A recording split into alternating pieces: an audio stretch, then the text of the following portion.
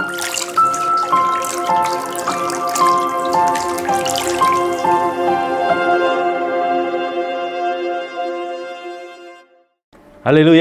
selamat pagi Bapak Ibu Saudara yang dikasihi Tuhan Yesus Kristus.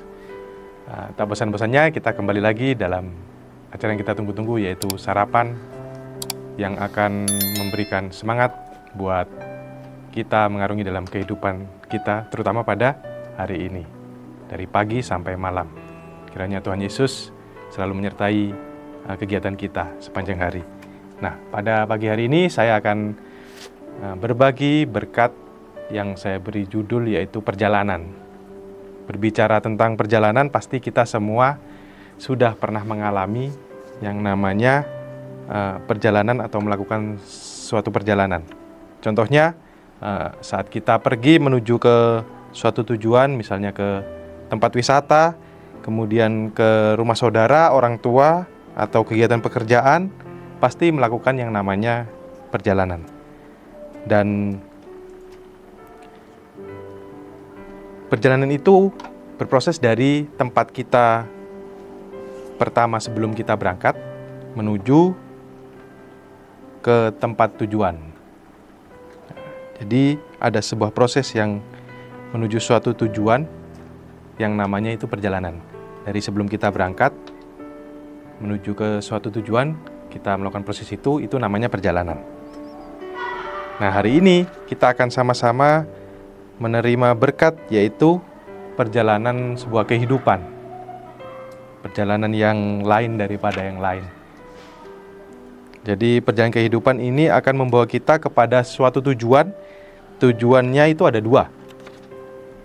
Dan bisa kita pilih, yaitu kita bisa memilih tujuannya itu kepada kehidupan yang kekal atau pada kebinasaan. Wah, perjalanan seperti apa ini ya? Jadi Tuhan Yesus itu pernah berkata tentang hal ini di Matius 7 ayat 13-14. Saya bacakan ayat 13. Masuklah melalui pintu yang sesak itu, karena lebarlah pintu dan luaslah jalan yang menuju kepada kebinasaan, dan banyak orang yang masuk melaluinya. Karena sesaklah pintu dan sempitlah jalan yang menuju kepada kehidupan, dan sedikit orang yang mendapatinya. Nah, jadi kita hidup di dunia ini diberi kehendak bebas untuk memilih apakah kita memilih melakukan sebuah perjalanan bersama Yesus atau kita berjalan sendiri. Kalau kita berjalan bersama Yesus, maka kita akan menuju sebuah kehidupan yang kekal. Tetapi kalau kita memilih jalan sendiri dan mengikuti arus dunia, maka akan menuju kebinasaan. Loh, kita kan punya kehendak bebas, tetapi saat kita memilih untuk berjalan sendiri kok jalan itu menuju kebinasaan. Mengapa itu bisa terjadi? Karena Yesus sendiri juga berkata di Yohanes 14 ayat 6, kata Yesus kepadanya, "Akulah jalan dan kebenaran dan hidup. Tidak ada seorang pun yang datang kepada Bapa kalau tidak melalui aku." Jelas, saat kita memilih untuk berjalan sendiri, kita mengikuti arus dunia, maka jalan itu menuju kebinasaan. Karena jalan menuju kehidupan yang kekal itu hanya pada Yesus.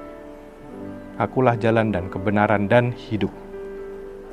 Nah, di sini sudah jelas bahwa kita berharap dan pasti memilih berjalan bersama Yesus kan. Karena jalan itu akan menuju kita pada suatu tujuan, yaitu kehidupannya kekal dan di surga nanti bersama Yesus. Nah, berjalan bersama Yesus ini merupakan jalan yang pasti benar.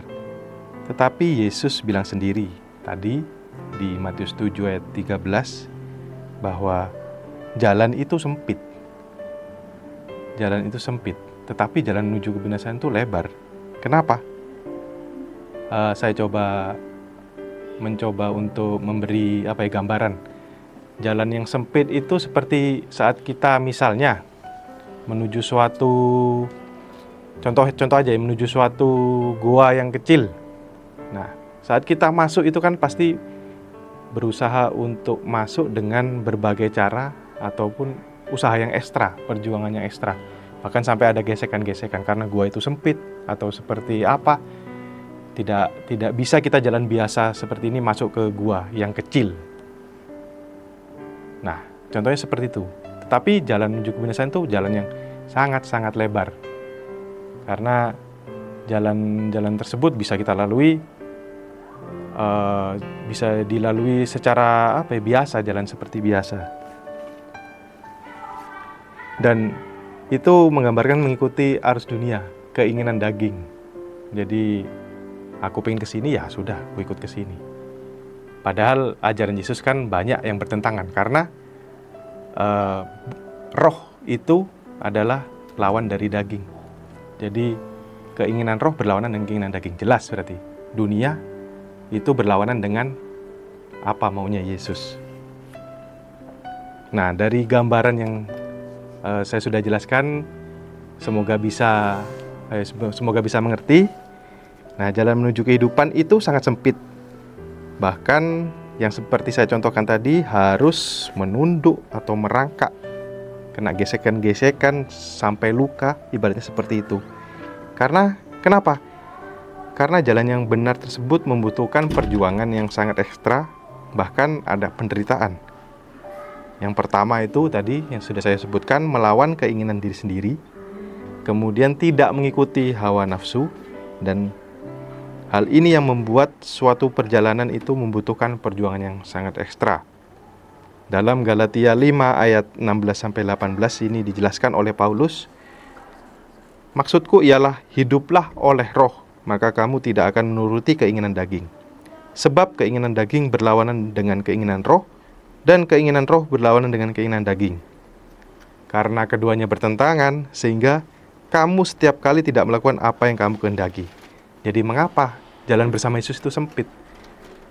Karena di sini sudah jelaskan, setiap kali tidak melakukan apa yang kamu kehendaki. Keinginan daging ini kita lawan, supaya kita tetap berjalan bersama Yesus. Saya lanjutkan, akan tetapi jikalau kamu memberi dirimu dipimpin oleh roh, maka kamu tidak hidup di bawah hukum Taurat. Nah, Paulus ini menjelaskan tentang hidup oleh roh, yang dimana ayat 16 dijelaskan bahwa hiduplah oleh roh, maka kamu tidak akan menuruti keinginan daging. Itu berjalan bersama Yesus sempit, butuh perjuangan ekstra, tetapi kita mendapat suatu tujuan yang kita impikan, yaitu bersama Yesus di surga, menuju kehidupan yang kekal. Nah, kemudian mengapa jalan yang menuju kebinasaan itu lebar? Jalan itu menawarkan kebebasan yang sebebas-bebasnya.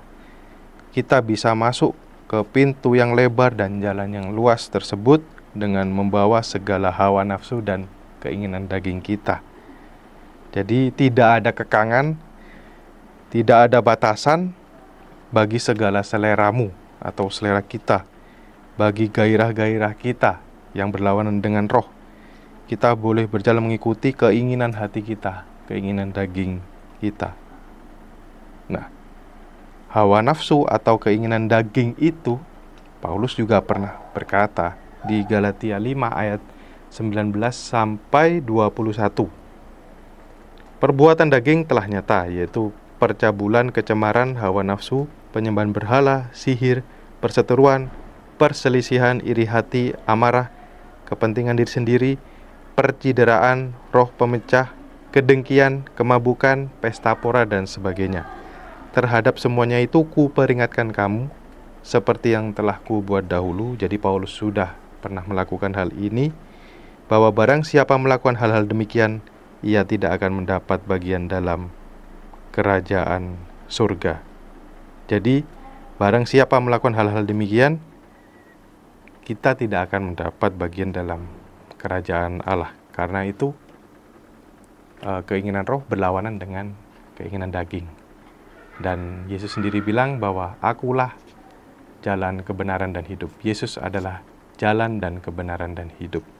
Jadi dari apa yang sudah saya sampaikan kiranya memberkati Bapak Ibu Saudara, dan kita semua berharap untuk terus berjalan di jalan yang sempit itu, meskipun susah, meskipun penuh tantangan, meskipun butuh perjuangan ekstra, tetapi bersama Yesus kita pasti bisa.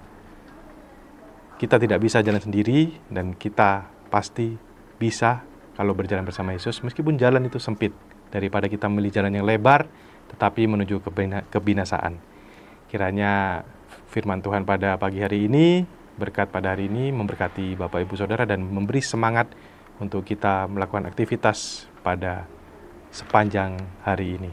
Terima kasih, Tuhan Yesus memberkati.